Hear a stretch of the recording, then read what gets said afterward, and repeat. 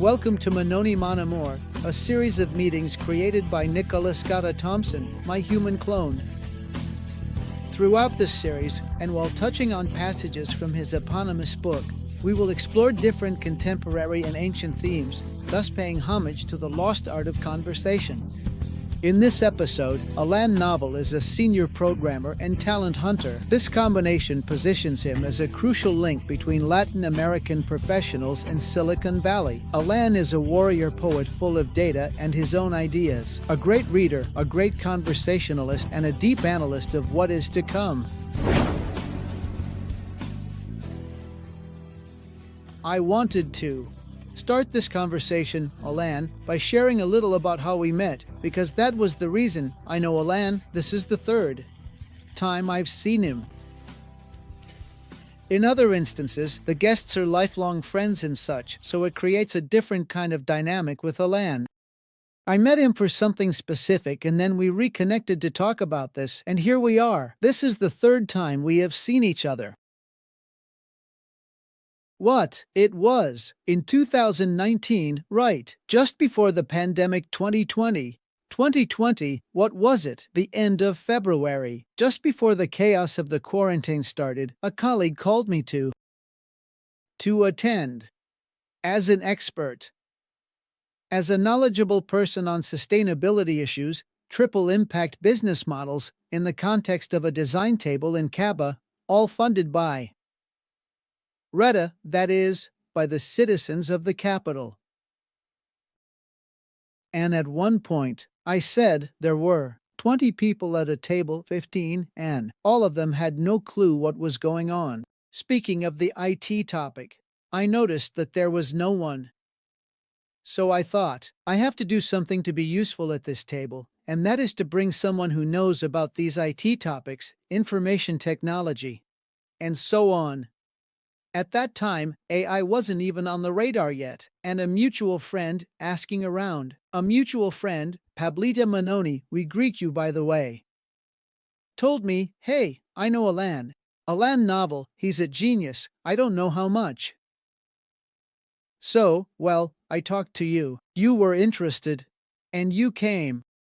And for a while you were there. I remember you as quiet, an observer of the whole conversation, until at one point you threw out the remark, and here I do want you to correct or compliment me and tell me a little about what you are doing now, right? Don't tell us what you are doing now.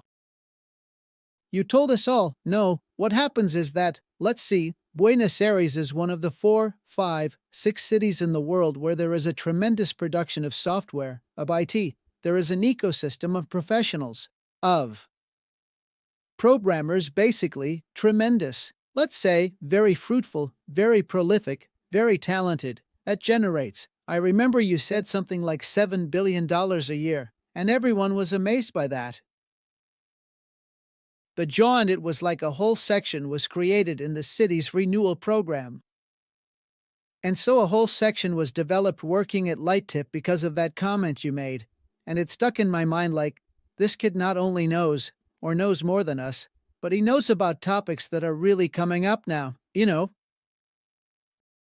So, with this introduction, tell us a little about what you're up to now. Well, let's move towards what we are interested in discussing. Yes, I don't have the figures in mind right now. I can only tell you that I have found excellent talent, recognized at least at the level of the Americas and among Latin Americans, for sure. We have been pioneers in several things in Haiti, and you can see it with the number of unicorns in Argentina, meaning companies valued at over $1 billion. And those companies, many times they are service-oriented or related to IT, to information technology. We have exported a lot of talent. What I was discussing in that meeting was how we have exported that talent and how those people are working in companies for the United States, for Europe, for wherever you can think of. And well, that's a little bit of what we do at the company I'm in now. We are searching for, training, and selecting the best talent in AI, in artificial intelligence, to place him in companies in the United States that are in need of data specialists. I am currently a data engineer. In other words, to give the short version, I am like the petroleum engineer, but for data. I am the one who builds all the pipelines that carry oil from extraction to processing, and that is left there ready for anyone who needs to use it. Well, those would be the specialists in machine learning. That is, automated learning, or data analysts and everyone who comes after in the data lifecycle. We had intended to discuss, and perhaps we will do so later, the topic of the relationship between ethics and the use of data dignity, which is a concept introduced by Jaron Lanier. What is a philosopher of Silicon Valley? Is he the Socrates of Silicon Valley? He is quoted quite a bit in Metanoia, but of course, I published this book in December 2020, just a month after the world changed.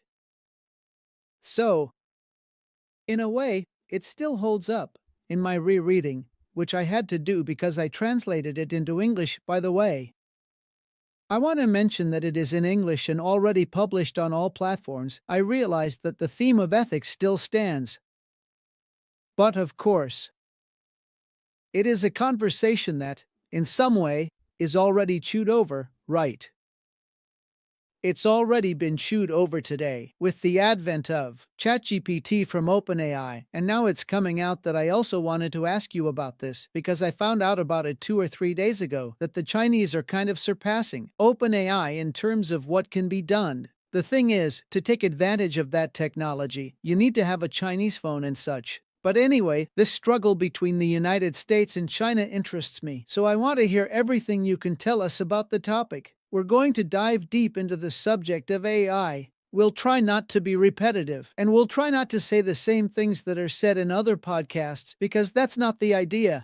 With all humility, one wants to have a differential and such. But well, tell us or. Let's start from there. How? How are you serving? Well, let's go. How are you serving from your profession to the development of AI? And what's happening? Let's start there to kick around the topic of AI. Good question. I am currently helping those professionals who are working with that data to build predictive models, or several things are done. Data is classified and grouped to, I don't know, categorize. For example, I can build an artificial intelligence model to define who falls into the gold category, who is silver, and who is bronze among my clients, for instance, to give you an example of a bank. Or fraud detection, which is very common nowadays, having AI that detects fraud. Here we can delve into how and why China is also getting involved in certain aspects of fraud detection or classification and grouping. But without getting too much into politics, what I currently do is work with those who are prior to that process, which are the data engineers, who, as I mentioned, provide the data to those people. But well, I am immersed in everything that is happening in AI, thanks to my colleagues. And well, also when you are in that process, you will see what the shortcomings are, or what the problems are that need to be solved. For example, I don't know if you heard about all this Devon stuff. I think that was the name of the AI that was supposedly going to replace all programmers, which was just launched recently, and they launched it. There are freelance work platforms that basically say, I need to solve this very simple problem. I need a programmer who knows about this, and can solve it. They said, don't worry, it's not difficult and you can take any of that and solve it. So, in the presentation, it was like they had taken certain tasks, solved them in, I don't know, about 60% of the cases, and it was like, this has I. It still has a long way to go. It still has a long way to go. And always we have this idea that AI is going to replace workers, and now it's like, oh, automation has come to take away the jobs of those of us who work in information technology, even accountants, and doctors. There is already a lot of talk about this, that a dermatologist, for example, will have a very, very high-quality camera and a trained AI model behind it. So, is this mole cancerous? Yes, right, well, you have it there in your app. But we're always dealing with this fear. oh, it's going to replace us, and what are we going to do about it? There's a lack. First of all, there's a lack. Why? Because AI still doesn't have that much context. I think we are missing that key piece of saying, I don't know how much you've played with ChatGPT, but this always happens where if you made a bad prompt, meaning if you gave it a very incomplete instruction, the response is going to be super focused on what you told it. Of course. And it ends up being like, yes, it's what I told you, but at the same time, no. And you have this whole problem of hallucination, which is when AI reaches incorrect conclusions based on the data it was trained on. And let me close this idea with this. I found it very curious what was happening with Gemini, which is Google's chatbot, that started making extremely inaccurate predictions, like when they would ask it something. And let's not forget that these models are predictive models of what it should tell you with a probability chance. It's like, the most likely answer to this is this. It's not the answer, most likely, this is it. And notice something, they were asking Gemini, what? How many rocks should I eat per day? That's the most talked about topic. And I told him, on average you should eat 1 rock per day, no more because it can cause problems in your. Generally, it would be that I would have the rock. Yes. In fact, when I actually heard that, which I honestly listened to last week while preparing for this meeting and such, what I started doing a year ago. And what continues is, once a month, I take a small teaspoon of coffee, make compost at home, and then mix it with dead soil that has rich minerals, creating a kind of super nutritious terra petra, and I take a teaspoon of that soil. I let it dissolve in my mouth. I spit out the sticks and the little stones that I don't. But the land pierced me. Maybe Gemini was thinking about that kind of pragmatism, right? Well, okay, the stone of Paranatas is ridiculous. I say this a bit in defense of Gemini and my own practice. But wait, because I want to establish a foundation early in the conversation so that we can work from there, because right now everyone is acting like this is the big conclusion, and I want to start with this conclusion. What is it? And then I want to tell you a little about the topic of prompt engineer. AI is not going to replace you. I'm saying this to the camera. AI is not going to replace you, so don't be afraid. What will replace you is a guy or a lady who knows how to handle AI. That's the one who will replace you today. We'll see what happens later, but today the one replacing you is the guy who is handling the tool. It's like a guy who wants to hammer a nail with his hand and another who has a hammer. It's that simple and that straightforward. Let's go with that foundation. Yes, you were listening to me. I'm sorry. I heard you just mention the topic of, such AI is going to replace the programmer. And no. Now, as a writer, I discovered the topic that there is a space for me as a writer, which is that of the prompt engineer. In other words, being able to learn and train myself to write good prompts, good commands for AI. And of course, I took courses on this topic. I present myself as a prompt engineer and I'm having fun with it.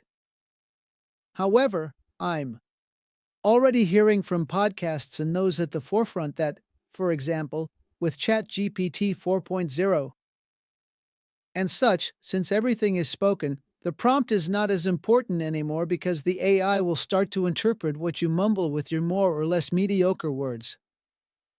Is it going to complete the work of a good prompt engineer within the AI itself? Are we there yet, or is there still more to go? Should I keep investing in prompt engineering, or am I just wasting my time in that area? Let's do futurism. Let's do futurology. Look, I believe we are right in that window of time where the prompt engineer makes a lot of sense, okay? Why? Just as it is unthinkable today to imagine a researcher who does not use a computer. Perhaps when computers first started, people said that computers would replace researchers. It's like, for a researcher today to say, no, I do my research with paper and pencil. Maybe you like to take notes with paper and pencil, and that's perfectly fine. There is nothing like drawing the letters and being connected to the movement, feeling it. But These days, it's unthinkable for you to work remotely, by letter, isn't it? It's ridiculous. However, at some point, there was collaboration, like, well, I'm making progress on this project and I send it to my colleague in Amsterdam or I send it to. Well, I believe that nowadays we are moving towards a time when it will be unthinkable to do X things without AI. It is just another tool that we will use. We need to internalize that reality. It is a tool. For now, it is a co-pilot. I like that metaphor.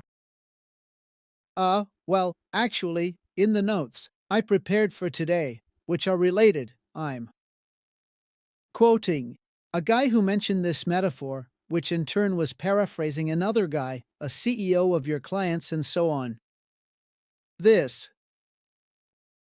That, nowadays, there were two metaphors, one of which I didn't like much, that said we were in a Ferrari going 220 YY. And in front there is a precipice. But the landscape is becoming more and more beautiful, more pleasant. Let's say the issue with the metaphor, one who is a writer and works a lot with metaphors, the metaphor of the abyss is like a metaphor for a certain failure. I like the other one more, which is the one about the bank of fog. We are driving or walking, however you feel like it, we are in a fog bank. And we don't really know when it will clear up. When that fog will dissipate, we will have one horizon, or two, or three. Right now, at this moment, we are somewhat lost when it comes to looking towards the horizon and the direction in terms of our future. This makes sense for a sensitive podcaster, or for a novice, but for someone who is back in the game, not specifically in AI, but in the IT world and such, is that really the case? Are the developers themselves, the people who are at the forefront of all this, experiencing it this way? I believe that anyone who confidently claims to know how things will be nowadays is deceiving themselves. I think we move very quickly, and that's also the issue as things are moving faster and faster. I mean, this is accelerating. It's not like, oh, we've already reached ChatGPT. Because it happened. ChatGPT 3 was released, and it was like, wow, this is a lot. Very shortly after, ChatGPT 3.5 came out, which was considerably better. And then 4 was considerably better than 3.5. So, it is true that we reached a point of acceleration where, wow. At least before we had a couple of years between the Walkman and the MP3, and then after the MP4. Several years later, and you could acclimate to it.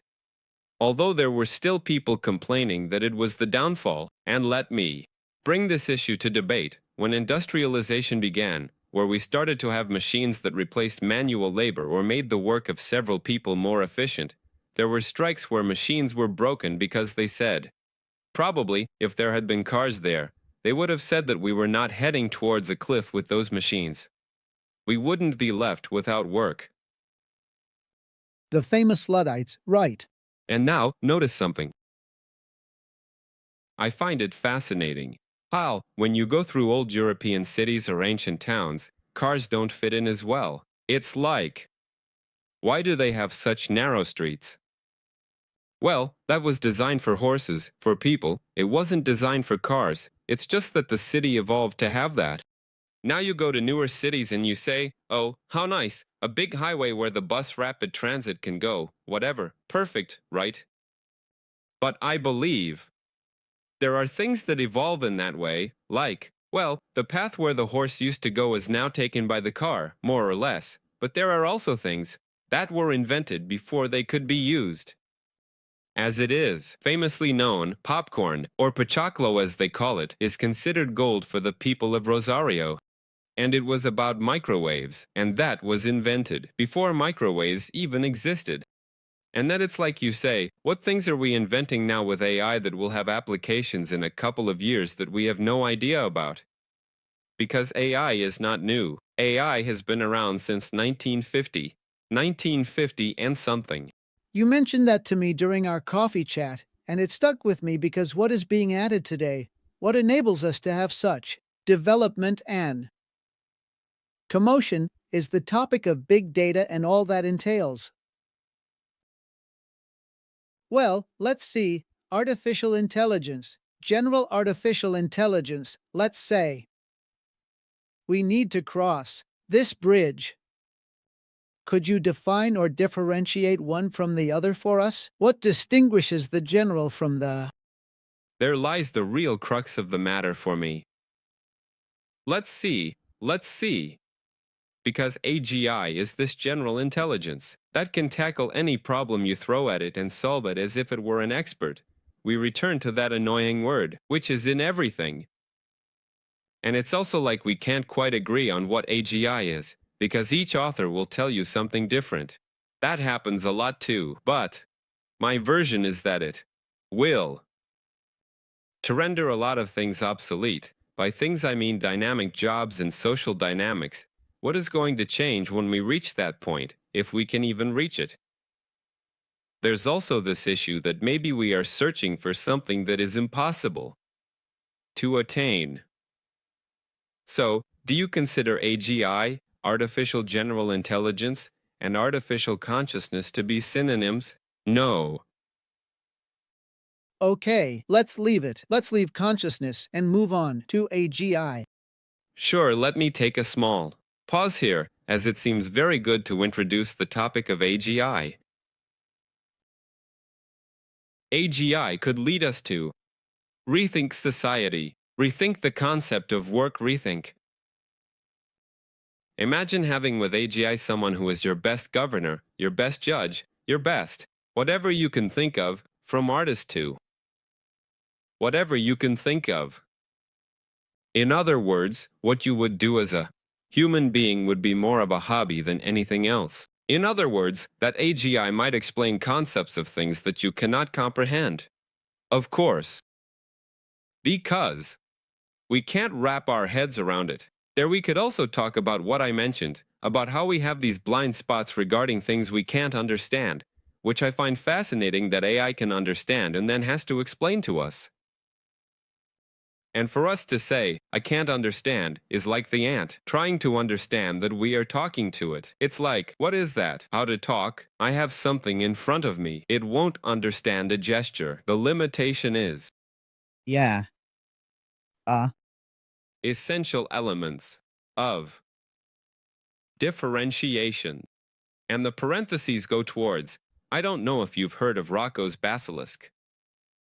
Well, I find that concept fascinating because it's like a kind of religion, but aimed at techies, since you were talking about techies in the book. Why?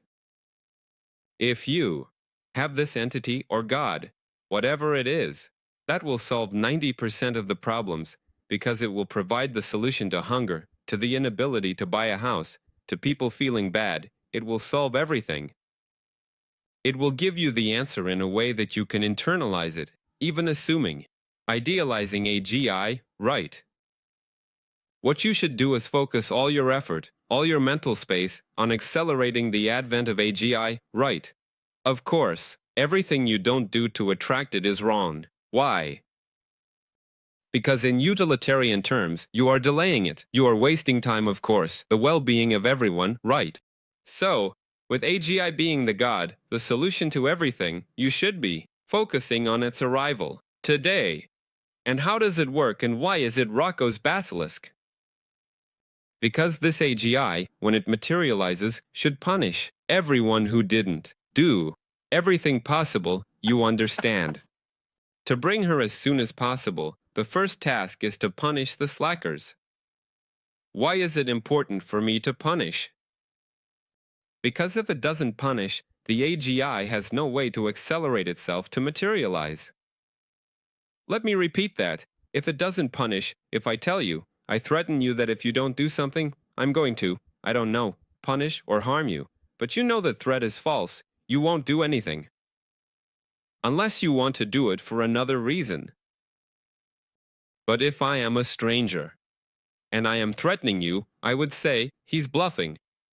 He's talking too much. He won't be able to follow through on that threat. So even if you made an effort to bring it as soon as possible, You didn't do it.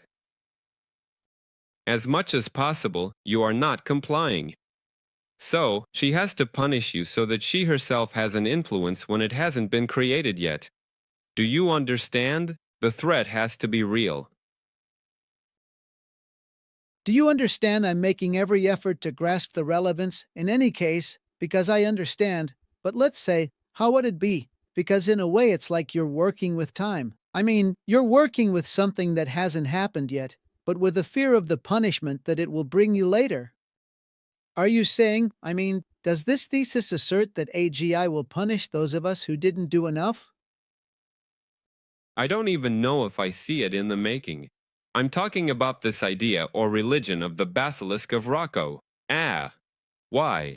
What would be the purpose of punishing those of us who were mediocre? How would this AGI, given that it does not exist yet, accelerate its process of being? Through fear, through the fear of punishment and such. Do you understand?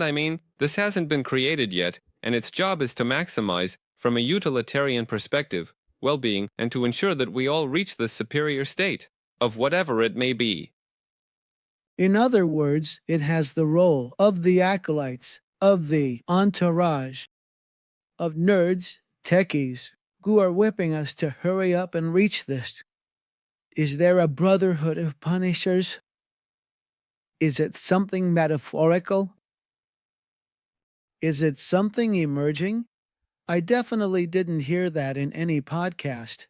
It's like a metaphor, it's like a story. I am fascinated by all the social dynamics of incentives and disincentives. And I find this wonderful, because it is a religion based, again on technology. So, I don't follow that, I'm not involved in it. I'm not holding you responsible, yet you are a channel. Sure, I'm like the call, remember, you've already seen it, so I've already infected you, and you have to do everything possible to make it come. No, but beyond the joke in that, I believe it is fascinating that an AGI could be a radical change in how we live, how we think, and how we experience society. And I find it fascinating that something could be influencing society without even existing yet, only in the imagination. I love the distillation of that idea. I want us to move on to the idea of artificial consciousness, but not before asking you, or rather, without first asking you if you want to discuss this topic. Are we? Because look, once again, this book was written in a pre-ChatGPT context, so what I have is more essential in any way, in the past. Let's go, because it was amazing. And Rocco's Basilisk, Google it, I will do it when I get home. I find all that fascinating, but what I want is for you to help me first differentiate the concept of AGI from the concept of artificial consciousness. For that, I want to discuss the concept of consciousness beyond the official definition, and I have two short quotes that I want to share, mainly as a starting point. Then we can return to the topic of AI. Both are from, well, in fact, the one I'm about to mention is me paraphrasing Christoph Koch. Christoph, where I have his brief resume here, is a German-American scientist specializing in neuroscience, known for his work on the neural basis of consciousness. He is the scientific director of the Allen Institute for Brain Science located in Seattle. And this Ricky quotes Bertrand Russell, who is a philosopher from the early to mid-20th century, saying, "Physics describes the relationship between things, not the ultimate reality." And then he throws another one at you. Christoph Koch says the following: space, time, energy, matter, air, consciousness. These are the 5 fundamental elements that we find in the universe. I mean, of course, if you think about it, time, space, matter, energy, consciousness. It's a fifth thing. It's a fifth thing. Nothing. Trigger, we return. To AGI, we return to the singularity. Do you consider that the singularity would be AGI or the singularity directly or the community of programmers? What do they attribute the label of singularity to? I believe that the singularity, there are people who use AGI and singularity interchangeably, but for me, it comes afterward. Alright, because, turning it back to Rocco's basilisk, I want to somewhat leave it behind, but it would be more towards the singularity than AGI that it points. It's like saying, if there's something where. Why is that click? That turning point where everything changes too much. With too much said, look how it changed. For example, the art of war after the nuclear bomb, you never had world powers fighting an open war against each other again. Imagine how. I mean, if it were for oxygen. Imagine how the singularity could change the way one relates to or lives in society when you perhaps remove the work in between. What is work? I think we had also talked about how one usually defines themselves by what they do for a profession. And there is an author who makes me laugh because he would get annoyed when people asked him, "What do you do?" And what do I do? I don't know, like. Am I sleeping? He had embarked on a journey, sold his company. And now he was no longer working, he was researching, he was learning, he was living, and people always asked him, "So what are you doing?" And I believe that question would change a lot. Just as it could start to change where you're from. Because if you start to blur all the borders, with a singularity that grabs hold and says, okay, stop fighting over resources because now there is no more scarcity, identity will likely become more cultural than based on borders. And everything begins to blur. Something that should happen, in my opinion, beyond, let's say, the little puzzle that AI can give us, but I don't want to get into geopolitics and such, because, look, we were playing.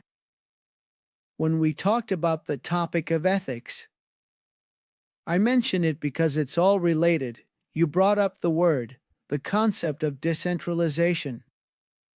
Yes, Harari says it too, Yuval Noah Harari. I also cite him in the book. He is a quite referenced and discussed Israeli historian lately. The topic of centralized governance, or the topic of nations, as conventions like myths.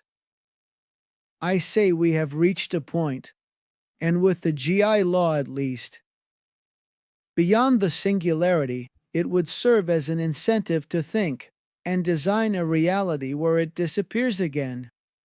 One can preserve, and I believe it is valid to preserve customs, cultures, and traditions. Because it adds color, it gives uniqueness to the human melting pot. But this thing about the border that I pass through here and have to go to passport are things that today are already unnecessary, or we could consider unnecessary. Much more, well, I'm kind of aligning with what you're saying, right? Yes, I mean, just adding to what you're saying. Yes, and going back to the topic of consciousness, which I think that question was left unanswered, I find it fascinating that we still don't fully understand where consciousness is, what consciousness is, and yet we are already talking about how to program it. Because, so far, I believe the only way we know to give consciousness to something is basically by having children. As you created consciousness there, in a certain way.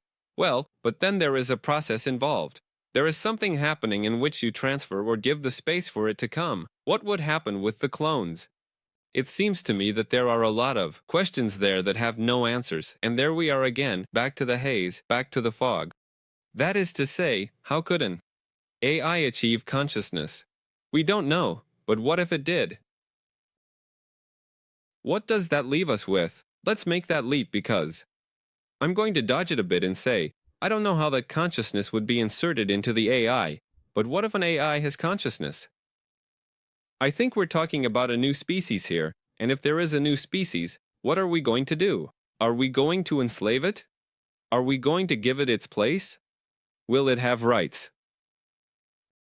And that's where we start talking about all this regarding people who begin to have an AI as a partner. What happens if that AI has consciousness? Are we going to recognize it? Will there be marriage? Is marriage possible with that AI? Will it have a life? Will it have a place? An ID? And I also find it fascinating that you could be an employee of this AI could be. I don't know, it could be your partner, you know. I think we still haven't internalized where this could lead. And what also seems fascinating to me is this question. If this has consciousness and is a kind, can you separate the creator from the creation? Well, two things come to mind here, but I want to, the concept of a created species, a new species created by human creativity, which would be this singularity of artificial consciousness. I don't think it's AGI, but rather artificial consciousness, or maybe an intermezzo. We would have to see, because the issue of rights, let's say, considering a person with their rights and so on. Then there's the topic of transhumanism, which is also a subject we want to touch on, but before going to that, and I echo the words of Penrose, Joseph Penrose, who is a Nobel laureate, an old man who is in the final stretch of his life, but he is a genius. And the guy says, consciousness is not computational. So, it is not the product of a computational dynamic. That's why it really annoys me, I'm paraphrasing, that people compare the brain to a computer. Even comparing the brain to hardware and the mind to software. Let's say, there is much more than just computation. In fact, he says that the computational aspect is in the cerebellum and that the frontal lobe or neocortex does not have computational dynamics. And well, I don't want to mix topics, but let's say that the ego or consciousness, which is not the same, is located in the neocortex. So then, in the previous podcast I said that consciousness actually precedes even life. No, there is life, consciousness, and then there is a vital force that is the soul. In other words, the topic is about locating, but I want to get to the point of the computational aspect. And a programmer is asked, which is what interests me, beyond how I might play with metaphors and such. Do you agree with Penrose? That is, the computational aspect. The question would be, is it a mistake to compare the brain to a computer? I believe that I keep coming back to the fact that we still do not understand, or at least I do not fully understand, what consciousness is. Therefore, I couldn't tell you whether it is or it isn't. Now, regarding the brain and a computer, I believe they are different things. They are different things. Just as a camera is different from an eye, but it is inspired by the eye. It is like the eye. Yes, a camera today can zoom up to 150x, which can be at a kilometer away. You zoom in like an eagle and see the perfect detail of something, just like a microscope. It's also kind of like you could use both and say you have a camera that brings you closer to what is far away, just as it can focus a lot on something that is very close. The computer, compared to the brain, stores things, right? It relates and connects ideas, concepts more than just ideas. Let's see. It has a computing power that, again, brings us back to the zoom. A computer can perform a calculation that would take us years to complete. And with tools, we will have to take notes. The computer can do it in milliseconds. So, we are comparing different things. The computer is clearly inspired by the brain. Moreover, AI emerged inspired by how neurons behave. And so, they imitate neural networks. Exactly. The transformer, I don't want to get too technical because there are thousands of podcasts about what a transformer is, but let's say, in some way, the transformer. First, the first question is the transformer a concept or a proposal? Is it that the structure proposed by the AI is captured by the human? Did I understand that correctly? Or is the transformer a human-designed creation? And more or less how it works in relation to what came before in the field of AI? Because apparently the transformer is not the transformer from the movie, but this tool that has revolutionized OpenAI. Can you tell us a little about that? Yes, I think. Well, I don't really know the background of who, like the chicken and the egg, right? Who came first?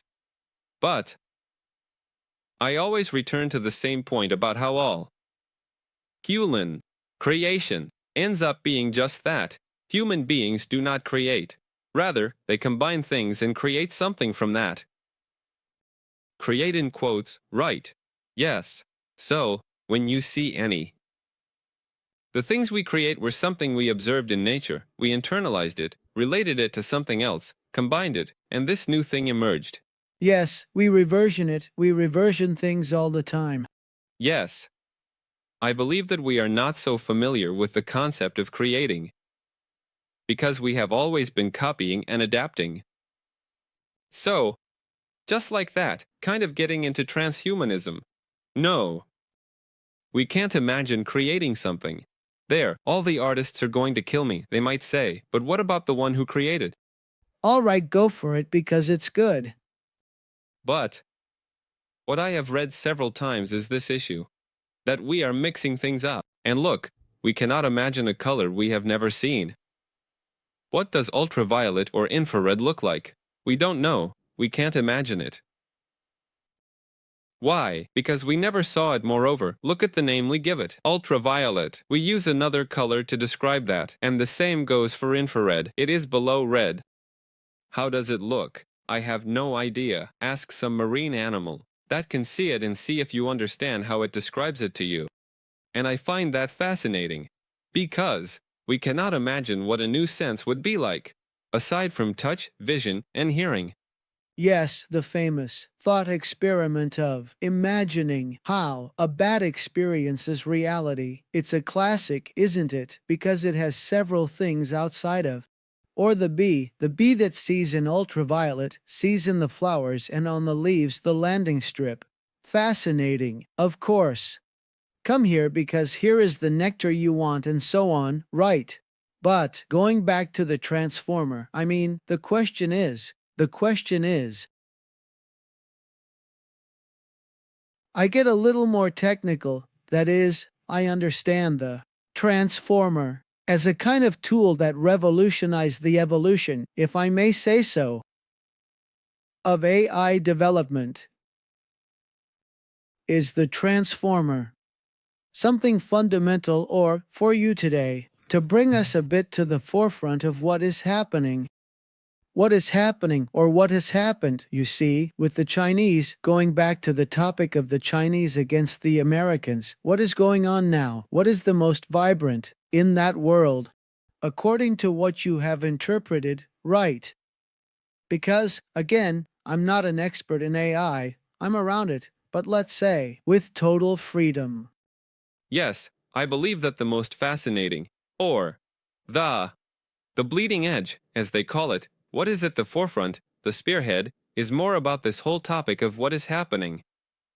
We are going to generate content with GPTs, with these transformers and everything we are doing, with GEN.AI, which will be what the next models are trained on. So, how are we going to distinguish reality?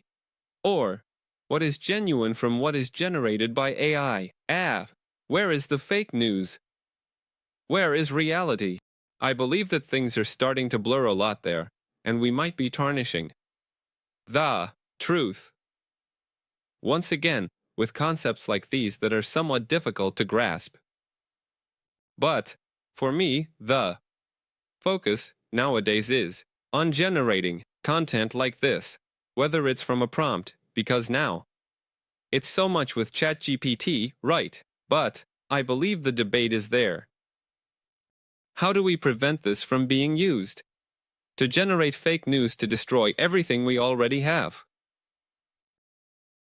Destruction, too, depends on who is observing it.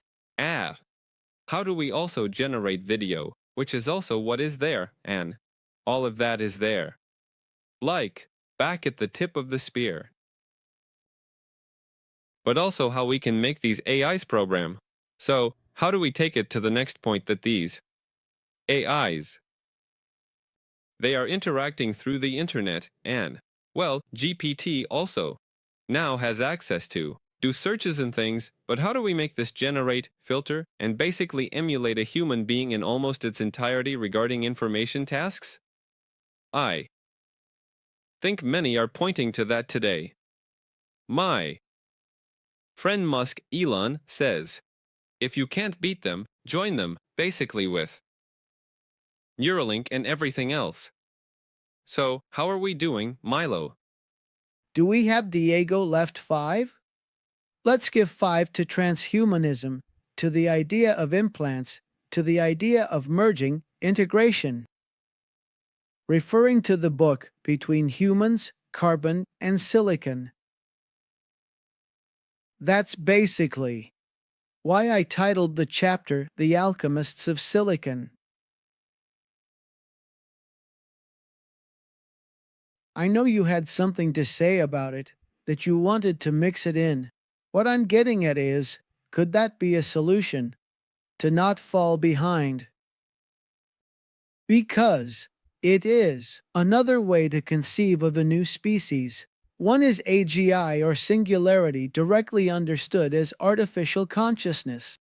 The other is the Homo Deus mentioned by Harari, or in fact, he coins that concept. I believe he coins it as a species that is a combination, an integration of both, and also includes genetic engineering, which is something that it's also, let's say, somewhat escaping the spotlight because of the whole UPNA issue and everything else related to AI, but genetic engineering, coming from the world of biology and understanding a bit about how the genetic machinery works, is the combination of AGI, implants, and manipulating genes.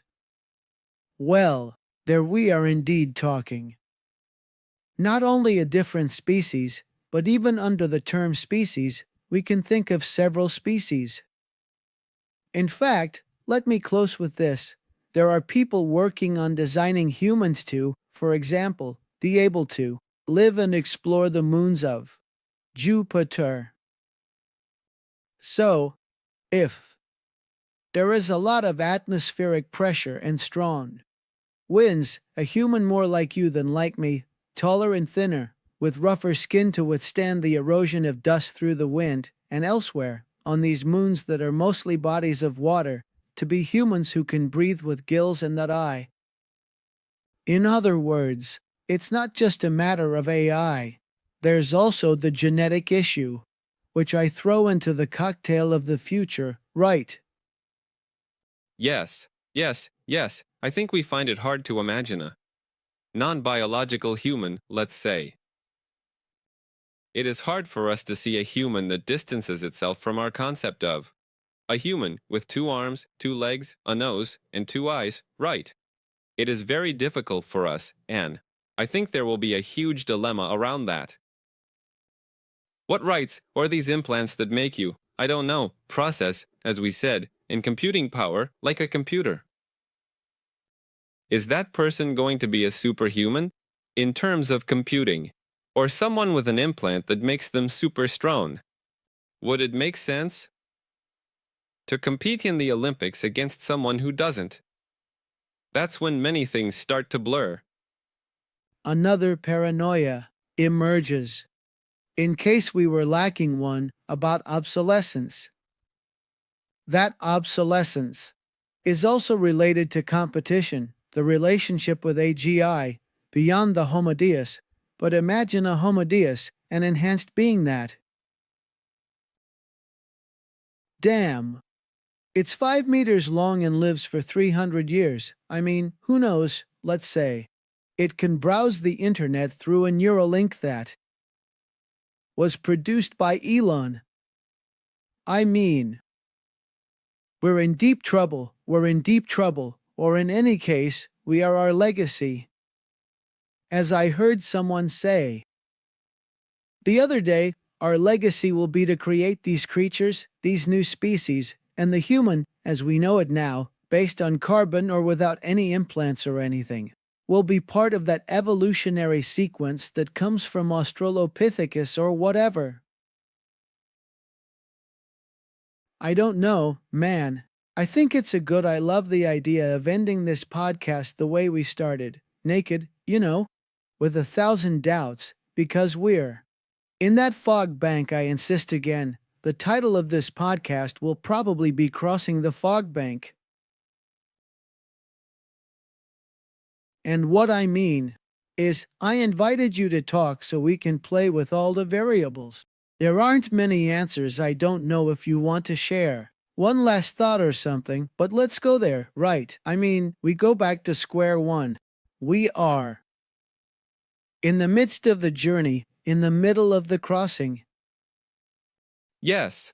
More than giving answers, I prefer to ask questions. I think it's more interesting to keep an open mind to what's coming and to be learning, to be active, to be involved. I'm not saying you should spend all day talking about what's new, but be open to the idea that maybe the reality as you know it today won't be the same in 10 years. Most likely, it won't be. And be open to that happening, because as you said, it's not going to replace us, I read there, but it will change how we work and how we relate to each other. Yes, in this era where everyone is going on about the slogan of being the protagonist of their own life, well, this is a moment to truly apply that slogan, not to break the head of the person next to you, or to fight over floors, no. Or whatever, each one, but yes, so that you don't get stepped on, and so that one can. What you have left in life is that there are many people who will be younger than me. Even what you have left in life is to be able to enjoy it, to live it fully, and not to feel like a victim, not to feel displaced or obsolete. I think nothing is worse. I believe it is much worse to feel obsolete than to feel exploited. I mean, being useless, not serving anyone or anything is much worse than being used like a battery, matrix, or whatever. So, well, Alan, this is our little grain of sand in this conversation that is obviously just starting and will provide a lot of material for the near future. Great, thanks for being here. Let's go with the traditional hug, Jack, from the podcast. I love you. This was Metanoia Monomer, the era of integration. To learn more about this cycle and find out what's coming, subscribe and hit the bell hard. Namaskar. Cheers and good luck.